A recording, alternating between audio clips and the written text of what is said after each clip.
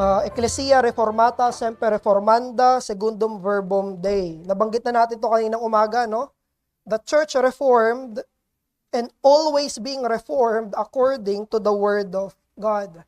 Ngayong hapon, simula nung unang Sunday ng October, ay ipinangaral natin ang iba't ibang mga katuruan na nakasentro sa reformasyon.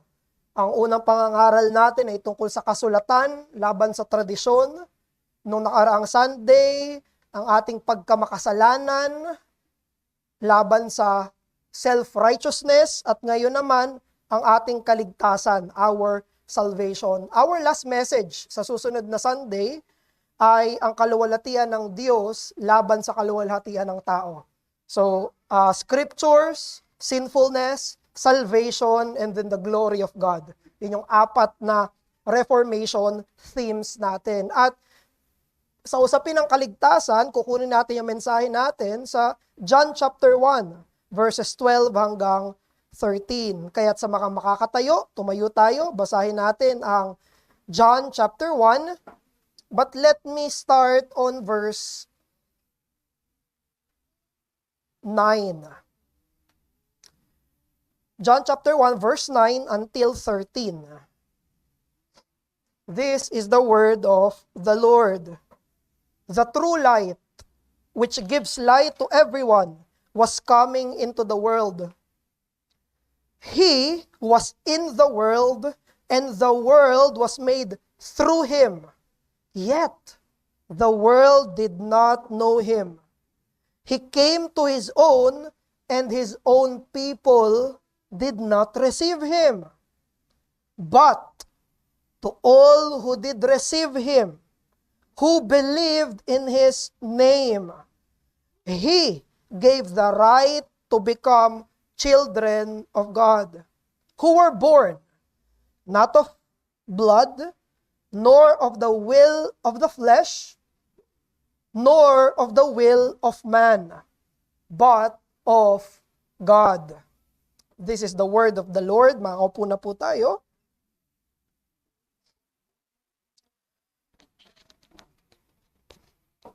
Ang main thrust ng sinasabi dito ni Apostle John, na ang tao sa natural niyang kondisyon, yung tao sa natural niyang kalagayan, ayaw niya kay Jesus. Yun yung basic na sinasabi ni Apostle John. Man in his natural state, sa sarili niya, ayaw ng tao kay Jesus. Kaya yung talata natin, merong dalawang tugon kay Jesus. Either reception, pagtanggap, or rejection, pagtanggi. Sinasabi sa atin ni Apostle John, Jesus came into the world, incarnation. Dumating si Jesus dito sa mundong to. Nagkatawang tao siya, incarnation. At meron na mga tao na tumanggap sa Kanya, at meron ding mga tao na mga tumanggi sa Kanya. Napakaraming tao yung tumanggi kay Jesus. He came to His own, Israel, but His own people, Israel, did not receive Him. Verse 11. Sobrang dami ng mga tumanggi kay Jesus.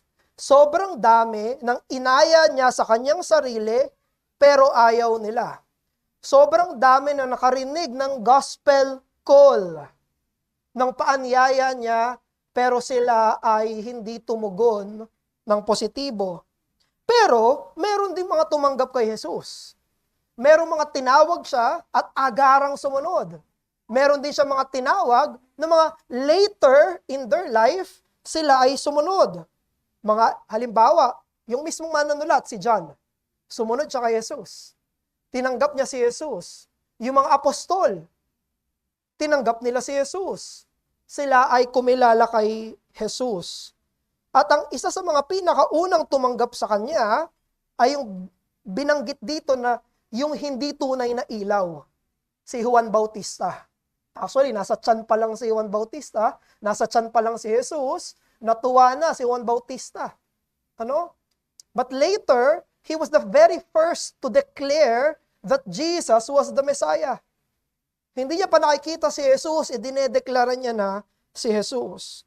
Pero ang gustong ipagbigay diinan ng manunulat, ang gustong ipagbigay diinan ni Juan sa talata natin ay yung pinagkaiba ng mga tumanggap at ng mga tumanggi kay Jesus. What's the difference? Bakit yung iba tumanggap? Bakit yung iba hindi? Anong meron? Anong pinagkaiba nila?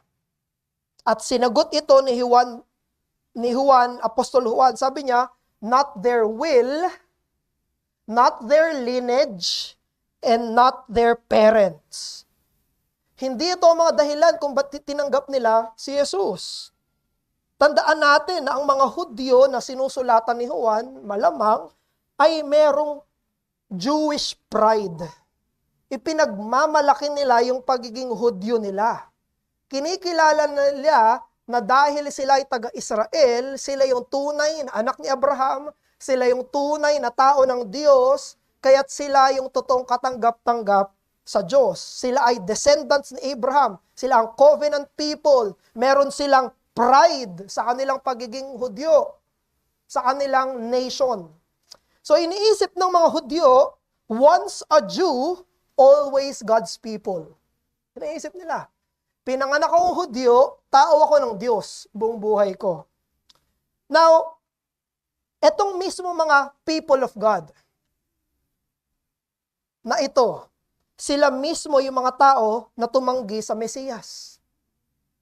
Sila mismo yung tumanggi kay Jesus sa verse 11. At yan yung kinlarify ni Juan dito, ni Apostol Juan. Ang tunay na tao ng Diyos ay sila na tumatanggap kay Jesus. Ang tunay na tao ng Diyos ay sila na mga kumikilala sa pagka-Kristo ni Jesus. Na ang isang tao ay pumapasok sa tipan, sa bagong tipan, hindi dahil sa kanyang kapanganakan, hindi dahil sa kanyang sariling kalooban, at hindi dahil sa kalooban ng ibang tao. Ang isang tao ay pumapasok sa loob ng bagong tipan, sa tipan ng biyaya, dahil lamang sa grasya at awa at soberanong kalooban ng Diyos. Makikita natin dito sa talata natin, may development. Sila ng mga tumanggap kay Jesus ay sila na itinuturing na anak ng Diyos. At sila itinuturing na anak ng Diyos dahil sila'y naniwala. At sila'y naniwala dahil sila'y ipinanganak. Tignan niyo yung text natin. Yun mismo yung pagkakasunod-sunod na sinabi niya. Sinabi dun sa verse 12, kasi verse 11, mga tumanggi, di ba? Verse 12, but to all who receive Him, tumanggap. Anong mangyayari sa kanila ng mga tumanggap? Those who believe in His name. He gave the right to become children of God. Sila'y naging anak ng Diyos. At paano sila naging anak ng Diyos at sila'y tumanggap? They were born. Sila'y ipinanganak. Ipinanganak, kaya sila naniwala, kaya sila naging anak. Ipinanganak, kaya sila'y naniwala, kaya sila'y naging anak. Birth, then reception, then they become children. At nung sinabi ni Apostol Juan na sila ay ipinanganak, they were born, agad-agara na kinlarify ni Apostle John. Sila ay ipinanganak, sinabi doon, not because of blood, not because of their parents, not because of their own will. At yung tatlong salita sa dulo, ang sobrang halaga. But of God. Ipinanganak sila, kaya sila nanampalataya dahil sa Diyos. Hindi desisyon ng tao, desisyon ng Diyos. Hindi kalooban ng tao, kalooban ng Diyos. Kaya merong mga tumatanggap kay Jesus. Kaya may nagiging mananampalataya, hindi dahil sa kanilang sariling espiritualidad, kung hindi dahil sa soberanong kalooban mismo ng Diyos. Kaya itong John 1:12-13, isa ito sa clearest passages kung anong relasyon ng new birth, ng regeneration, nung ikalawang kapanganakan at ng pananampalataya. Nakakapanampalataya ang isang tao dahil sila'y pinanganak ng muli. Hindi ka na born again dahil nanampalataya ka. Nakapanampalataya ka dahil ikaw ay pinanganak na muli. Yun mismo ang nakalagay sa talata. May tumanggap, pero bago sila tumanggap, sila'y ipinanganak. Ang unang iyak ng isang ipinanganak na muli ay yung iyak na kailangan niya si Jesus. Nung pagtanggap niya kay Jesus. Kinontrast ni Apostle John yung rejection sa verse 11, yung reception sa verse 12, at ang dahilan ng pinagkaiba ng dalawa sa verse 13.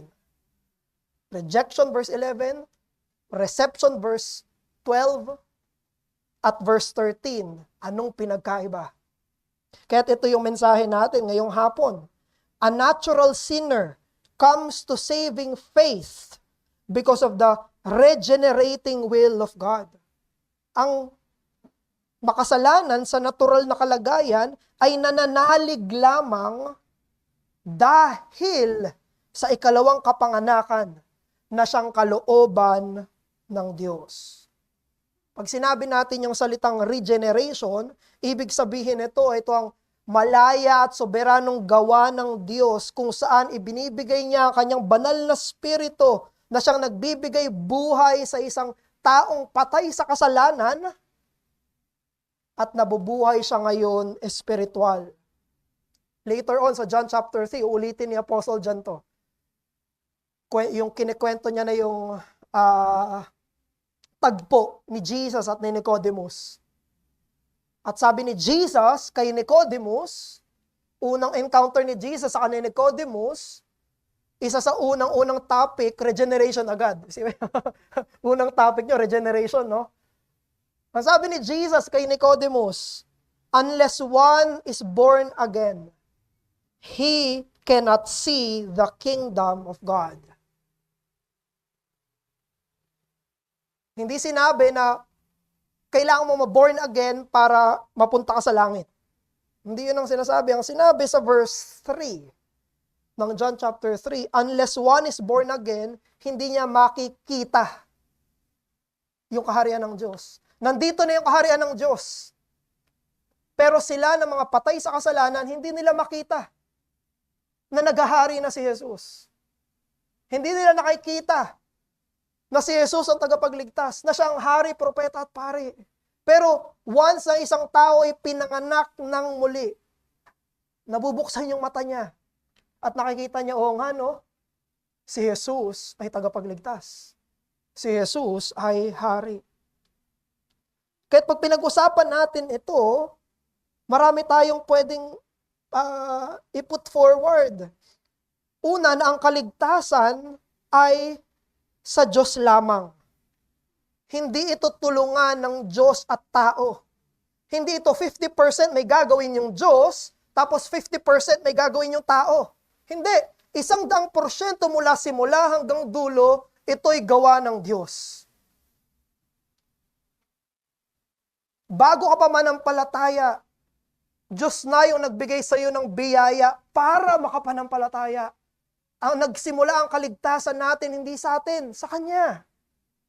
Sa kapanganakang habag niya.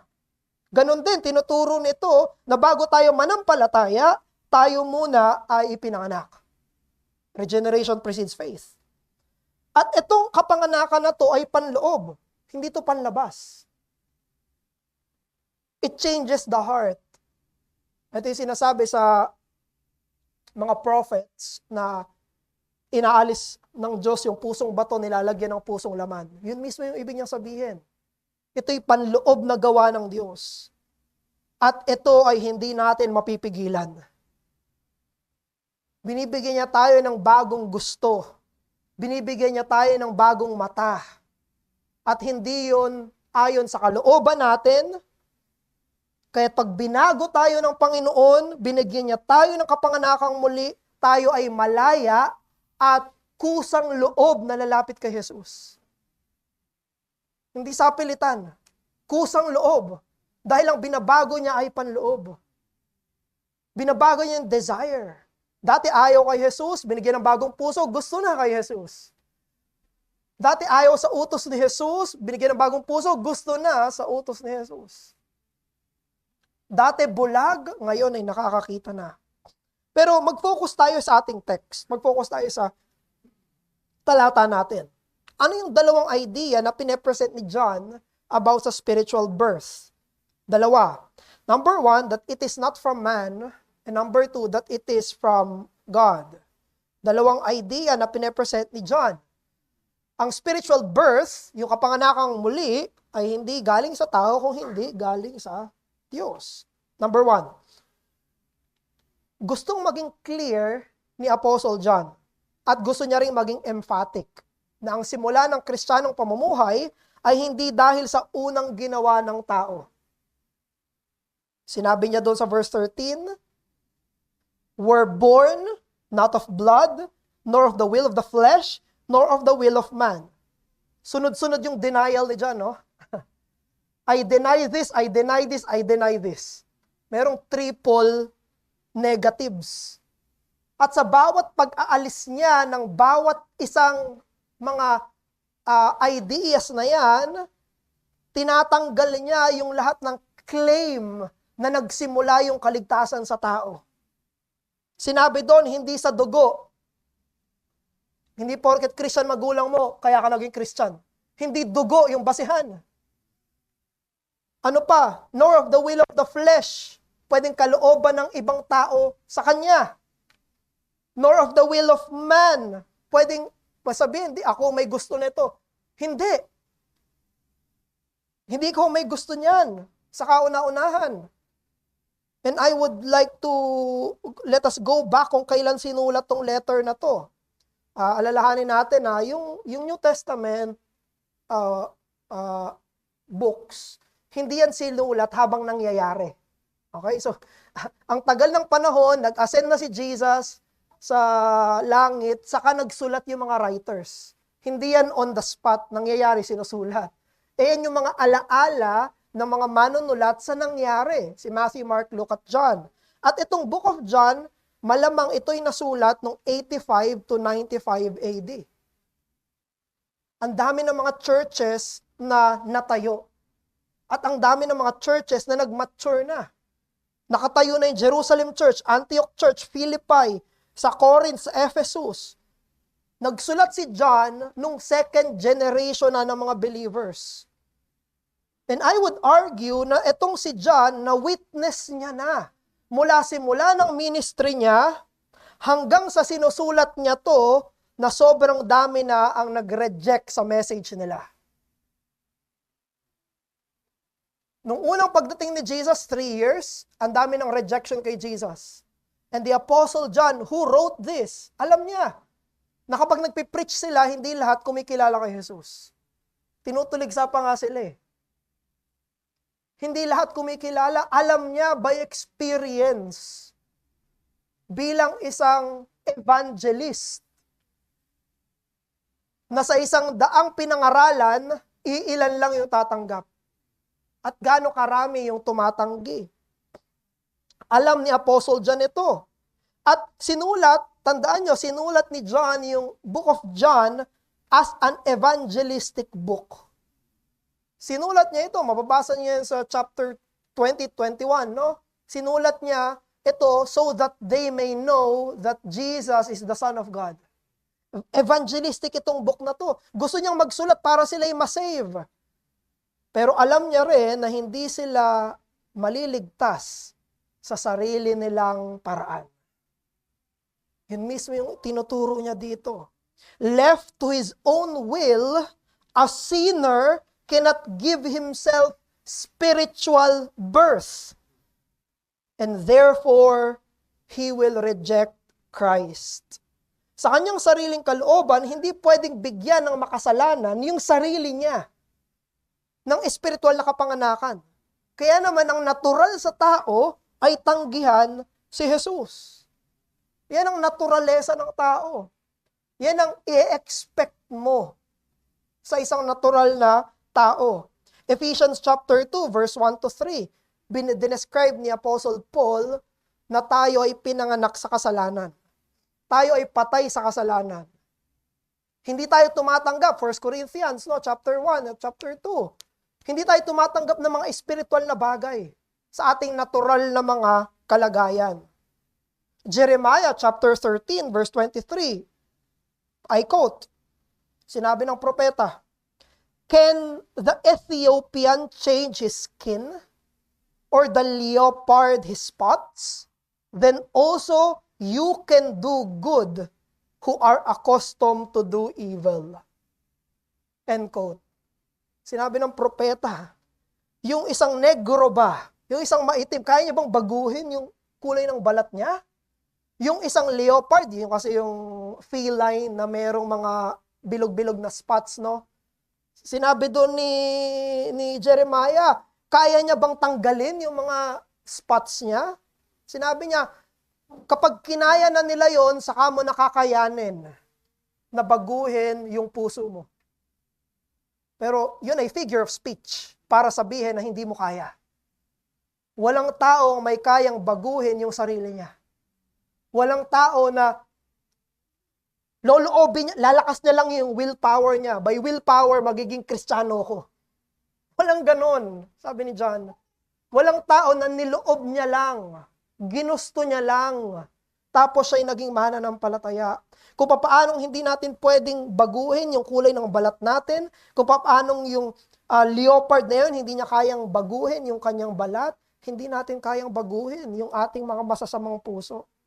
Tandaan natin, ang pagkamakasalanan natin ay hindi lang habit na nabuo dahil sa ating mga regular na ginagawa. Huwag natin isipin, hindi doon nagmula ang kasalanan. Ang kasalanan ay hindi lang kinasanayan. Ang kasalanan ay nagmumula sa mismong katauhan natin. Hindi ito, nagnakaw lang siya kasi nasanay siya magnakaw eh. No, it's from the heart.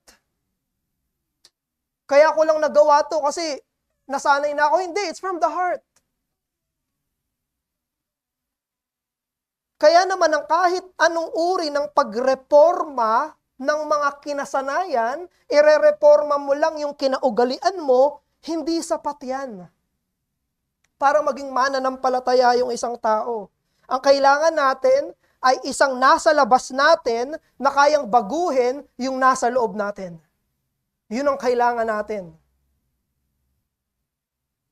Therefore, brothers and sisters, mga kapatid, alisin natin ang lahat ng pag-asa natin sa kayang gawin ng tao sa usapin ng kaligtasan.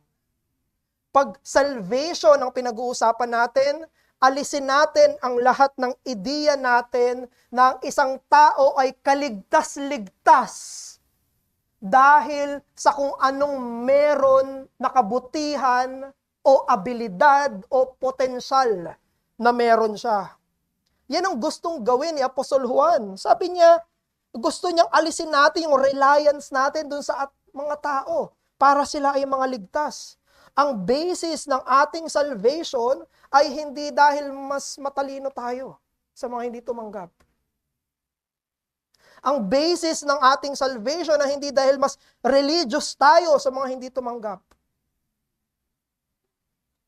At sa mga taong inaasahan natin na maliligtas, may mga naririnig pa rin ako hanggang ngayon na nagsasabi niyan.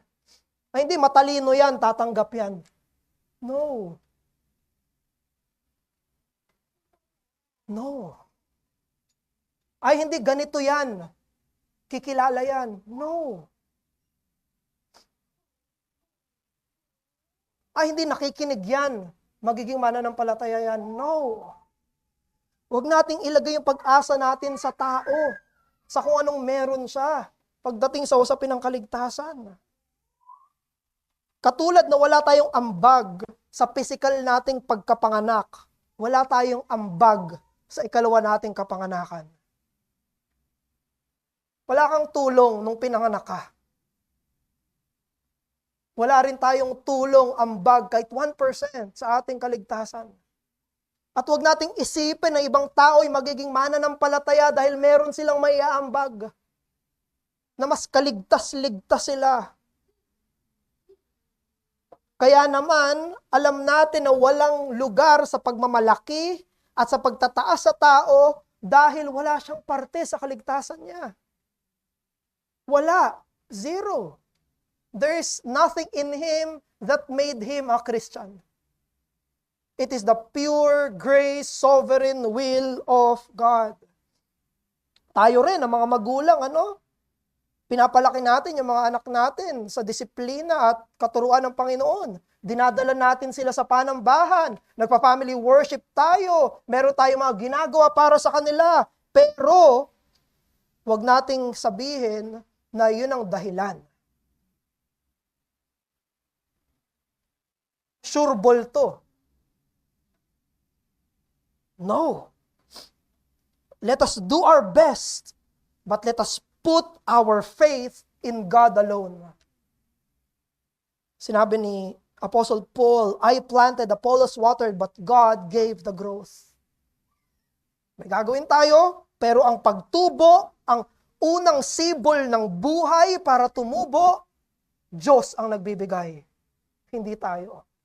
Wala ni isa sa atin. Therefore, sa usapin ng reformasyon natin, dapat mag-extend yung ating idea when it comes to salvation. Hindi lang dapat nating sabihin, hindi by works ang gospel. By grace yan. Dapat more than that. Sasabihin natin na kahit yung faith natin, yun ay galing sa Diyos. Yung dahilan kung bakit nananampalataya yung isang tao, hindi pa yun yung step 1. Step 2 na yun. Yung unang-una ay sa Diyos, kapanganakang muli. We can only believe because we are born from above. We are born again. Si Charles Finney, ironically, tinagurian siyang father of revival. Napaka-ironic. Itong taong to, tinaguran sa kasaysayan na father of revivalism. Pero itong si Charles Finney, naniniwala siya na ang tao, kailangan niya lang ng konting push para manampalataya sa Diyos. Kailangan niya lang ng konting push, kailangan niya lang ng encouragement para siya makapanampalataya sa Panginoon. Sabi nga ni Michael Horton, tungkol dito kay Finney, sabi niya, no single man is responsible for the distortion of Christian truth in our age than Charles Grandison Finney. Sabi niya, wala. Ito isa sa mga ugat kung bakit ang daming maling turo ngayon. Dahil alam niyo kung anong turo ni Finney? Tignan niyo quote.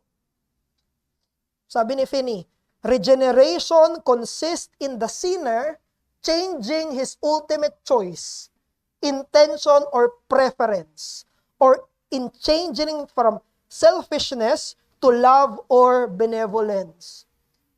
Wala yung Diyos sa kanyang definition. Ang definition niya ng isang tao, nag-regenerate siya dahil sa sarili niyang desisyon. Nagbago lang talaga siya. Kaya alam niyo, ginagawa nito ni Finney, sa kanya nagsimula yung isa sa mga gimmick sa church. Alam niyo, na yung pinanggalingan kong church, ay Bible Baptist, may altar call kami. Kapag hindi ka pamananampalataya, sasabihin, lumapit kayo dito sa altar, tapos manalangin kayo ng sinner's prayer. No? Nagsimula yun kay Charles Finney. No? Bago pa yung mga magtaas ng kamay, sino gustong tumanggap kay Jesus. Mga pressure, mga manipulation, mga gimmick, mga paraan para hikayatin yung tao na manampalataya kay Jesus labas sa payak na pangangaral at pagkilos ng Diyos sa puso ng tao. Yung si Charles Finney, ang ginawa niya, meron siyang ginawang anxious bench. No? Yung mga nasa unahan, kaya pala wala tao sa unahan.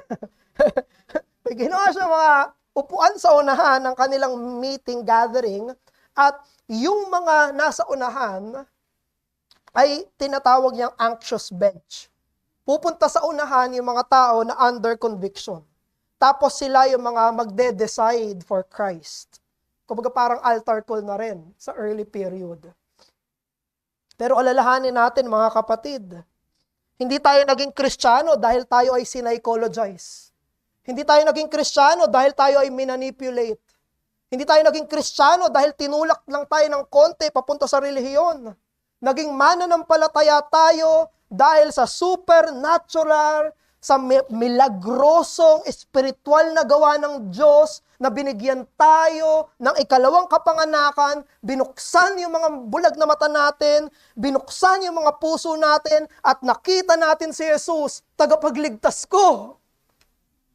Diyan ang simula ng kaligtasan mo. Hindi sa mga gimmick. Hindi dahil may tumulak sa'yo. Kung hindi dahil Diyos ang kumilo sa puso mo, kaya't nanalig ka. Ang bawat kaligtasan ay milagro. Ang bawat kaligtasan ay kapanganakang muli. Nanampalataya ka, hindi dahil na-pressure ka. Hindi dahil ito'y milagro ng Diyos na nagbibigay ng bagong puso. Isa sa mga inawit natin kanina, yung And Can It Be, isa sa mga favorite kong hymn. Interestingly, no, hindi Calvinist yan yung sumulat. Sila, mga Wesley brothers. Pero na-capture nila, no?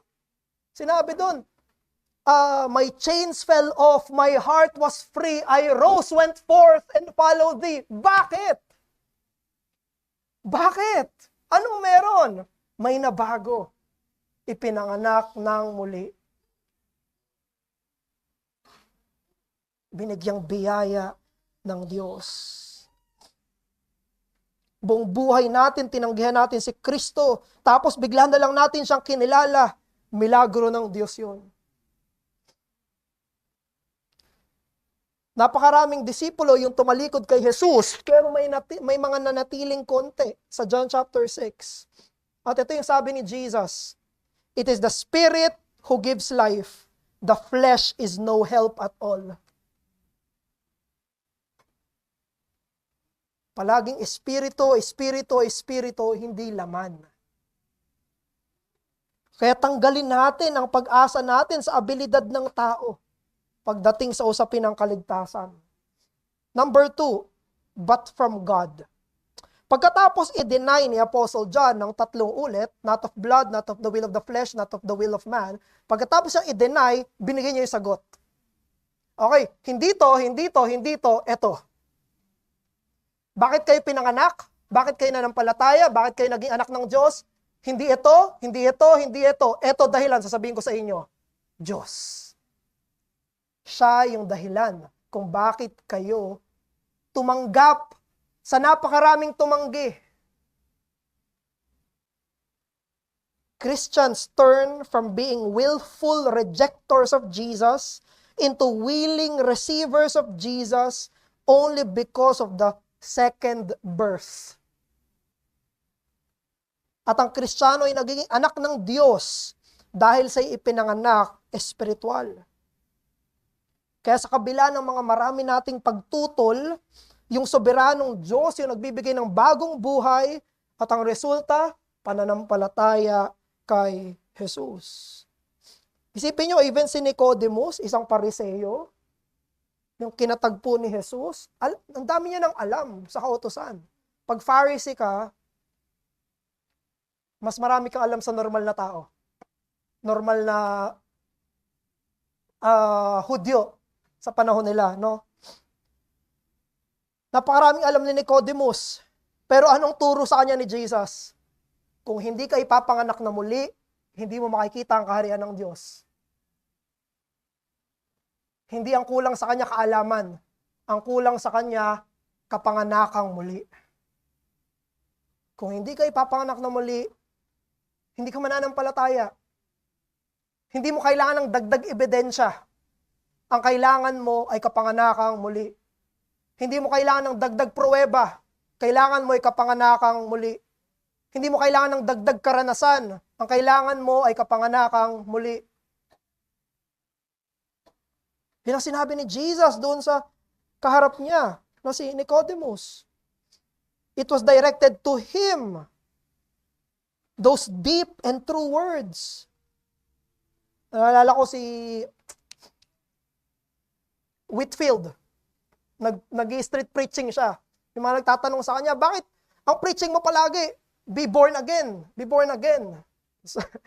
Ang sabi niya, because you must be born again. Yung pinapatulan kailangan ipanganak kang muli. Pero sino yung ipapanganak na muli? Sino magdedesisyon? Sabi ni Jesus kay Nicodemo sa John chapter 3 verse 8, the wind blows where it wishes, and you hear its sound, but you do not know where it comes from or where it goes. So it is with everyone who is born of the Spirit. Nagbigay si Jesus ng illustration na yung regeneration daw ay katulad ng ihip ng hangin. Hindi mo nakikita yung hangin, pero alam mo kung nasan yung hangin. At alam mo kung nasan yung hangin dahil sa resulta niya. May mga dahon na pumapagaspas. May mga puno na nag-i-sway. Alam mo, andun yung hangin. Kasi dahil sa resulta. Sabi niya, ganun din. Yung mga ipinanganak na muli, hindi mo makikita kung sino yung kikilusan ng banal na spirito. Pero makikita mo kapag kinilusan na ng banal na spirito. May mangyayari. May pagbabago. May pagtanggi, tapos magiging pagtanggap. Makikita mo yung resulta ng kanyang ginagawa. At anong trabaho ng banal na spirito? Ang trabaho ng banal na spirito ay dalhin yung tao kay Jesus. Ipakita sa isang makasalanan si Jesus. Kahit ganyan yung pagbabago ng banal na spirito. Hindi niya lang binago, masama, naging mabait. Immoral, naging moral. Liberal, naging conservative. Hindi. Anong nangyayari? Hindi Kristiyano, naging Kristiyano. Hindi nakatingin kay Jesus, tumitingin na kay Jesus. Hindi si Jesus ang pag-asa, si Jesus na yung naging pag-asa. Yan ang kilos ng banal na spirito. Dalhin tayo kay Jesus. Katulad ng isang bulag na binigyan ng mata. Hindi nakikita yung kaluwalhatian ni Jesus. Pero dahil sa banal na spirito, sa kapanganakang muli, nakikita na yung kaluwalhatian ni Kristo at nakikita na siya bilang maganda. Therefore, brethren, ang ipanalangin natin ay ang soberanong gawa ng biyaya ng banal na spirito sa mga gusto nating maligtas. Yun ang ipanalangin natin sa kanila. Ipanalangin natin sa kanila na kilusan sila ng Diyos. Basic yan. Hindi ka pa Calvinist, ganyan ka na mag-pray. Basta naging Kristiyano ka, ang prayer mo na, Lord, sana manampalataya siya. Kahit yung mga hindi Calvinist mag-pray. Bakit?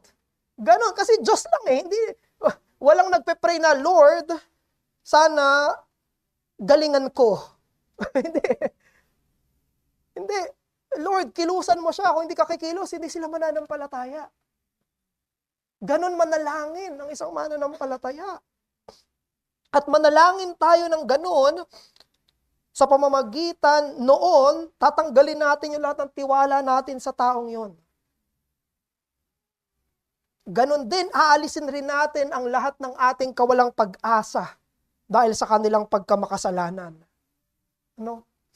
May mga tao ka na iniisip, mga family members mo, ilang beses mo na in-invite sa church, ilang beses mo na shinare ng gospel, may mga tao kang iniisip, hindi na magiging mananampalataya ito. Wait, huwag kang magsalita ng tapos. Kumikilos ang Diyos, hindi dun sa mga mukhang tatanggap. Huwag kang mawala ng pag-asa. Soberano ang Diyos. Hindi tao ang soberano. Huwag kang mawala ng pag-asa dun sa tanggi ng tanggi. Huwag kang mawala ng pag-asa dun sa mga mahal mo sa buhay na gusto mong manampalataya. Sila na mga aayaw-ayaw kay Jesus. Dahil hindi nakasalalay sa kanila ang kanilang kaligtasan. Kaya't meron kang pag-asa. Remove all your hopelessness dun sa worst sinner na iniisip mo, wala nang pag-asa to. Do not say that because God is sovereign. Soberano siya. Pag mong isipin, nakasalalay sa kanya, ganyan siya, wala na siya. No! Ba't ka nag-iisip ng ganyan? Soberano ba yung taong yon? Hindi. Diyos ay soberano. Stop trusting what you can do. Start praying for what only God can do. Si Fulton Sheen, ito yung sinabi niya. Sabi niya, I am only certain that there will be 3 surprises in heaven. First of all, I will see some people there whom I never expected to see. May mga makikita tayo sa langit na hindi natin inaasahan, uy, nandito ka. Second, there will be a number whom I expect to be there who will not be there. May tayo inaasahan, dapat nandito siya, pero wala. And thirdly, even relying to His mercy, the biggest surprise of all may be that I will be there. End quote. 3 sorpresa pagdating mo sa langit. Meron kang inaasahan, mga hopeless na hopeless ka na. Wala ito, wala nang pag-asa to. Huwag ka magsalita ng tapos. Pwede kang sorpresahin ng Diyos na makakasama natin siya. Kahit huwag tayo mawala ng pag-asa. Huwag rin tayong masyadong tiwala sa isang tao. Oy, magaling yan. Langit punta niyan. Huwag tayo magtiwala sa tao. Pwedeng wala sila doon. Pero pangatlo, nakakasurpresa, nandun ako. Nandun ka.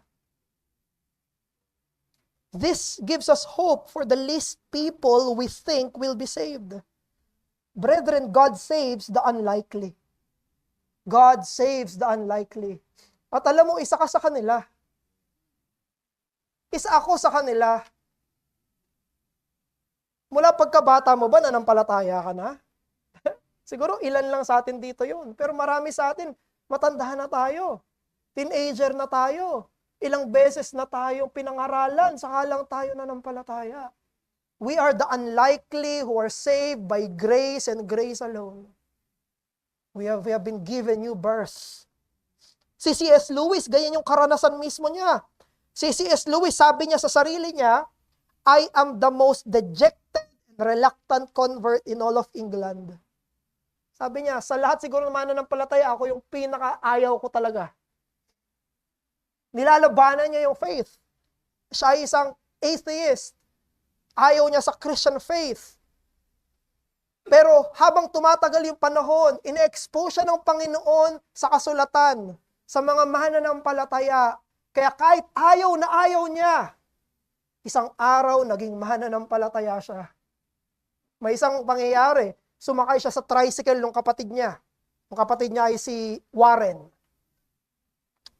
Nagdadrive ng motor si Warren, siya yung nasa sidecar, pupunta sila ng zoo. Hindi nga religious event zoo. Pupunta sila sa zoo, pagpasok niya doon sa tricycle na yon, nag-decide siya sa sarili niya. Sabi niya, hindi ako magiging Kristiyano. Ayokong maging Kristiyano. Never ako magiging Kristiyano. Pagdating nila doon sa destination nila, pagbaba niya, Kristiyano na ako.